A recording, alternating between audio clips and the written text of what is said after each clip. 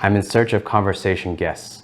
If you are interested or know someone that might be interested, please contact me directly. Thank you.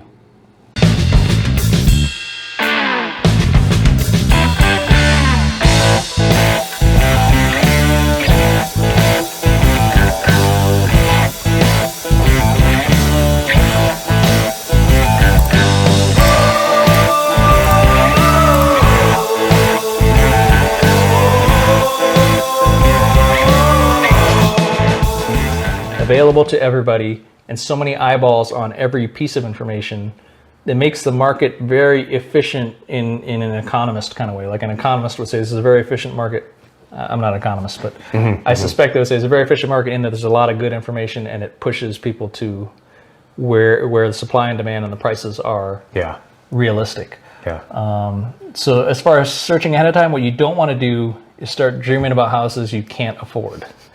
It is good to know, like, hey, in my city, the average home is about $300,000. But if I just need 3 bedrooms and 2-car garage, I could probably find one at $275 if I'm patient and I'm not too picky and I'm willing to do some work on fixing the place up. Excuse me, you know, if the yard is trashed, I can clean up a yard, right? So you can get a broad view and go, hey, look, if I go down to 200, I can get an incredible condo, like a luxury condo with more square footage, right? So as long as I like living in a condo, it's like a luxury apartment life on some of these condos. Or you go, you know what? I want a townhome because I get most of the value of a home. I get a little yard and a garage, but I'm not paying the full price on a whole house. And it doesn't bother me if somebody lives on the other side of that wall. So, go ahead. So yeah, so it does help to understand what's out there. To kind of go shopping, but you want to look at it informationally. You don't want to look at it in a dreamy, wishful way. You want to look at it analytically. Which is hard to do for most people. For probably I'm guessing, correct me if I'm wrong, I'm guessing some of the potentially easy steps is, so like you're saying, go in your market, see what's available, and then you do those loan calculators and start looking at how much the house that you want, how much is going to cost per month, and then you or anyone should be able to look at their finances, hopefully know that they can afford that per month through their liquid assets per month. Liquid paycheck. Your monthly income.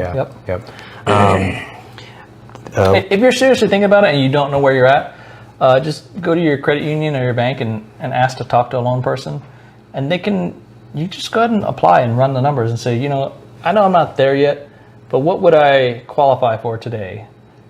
And they'll do the math and they'll give you like, okay, we'll qualify you at 220. And you might say, you know what, no, I can't buy anything I really want at 220. And you say, okay, what would I have to do to get up to 280? What are some things, based on you checked out my financial picture, what could I work on? And they might say, oh yeah, if you pay off that credit card, and if you sell your Range Rover and drive an old used Corolla, that's the smartest thing to do, right? Like you could, because once you're driving an old used Corolla, that doesn't show as a loan. It doesn't show you've paid off your Range Rover, so that shows as a positive. And now you're saving so much money on the Corolla. You're saving money on your insurance, your gas, and your monthly. So that money you save every month, put that into savings. You want to save up some money for a down payment and some money for closing costs. So when you're buying a home, I suggest you try to save up at least 10 grand. Because if you're not in a place in your life where you can save up 10 grand, you might not be ready to undertake a giant financial transaction. I love that statement. I think it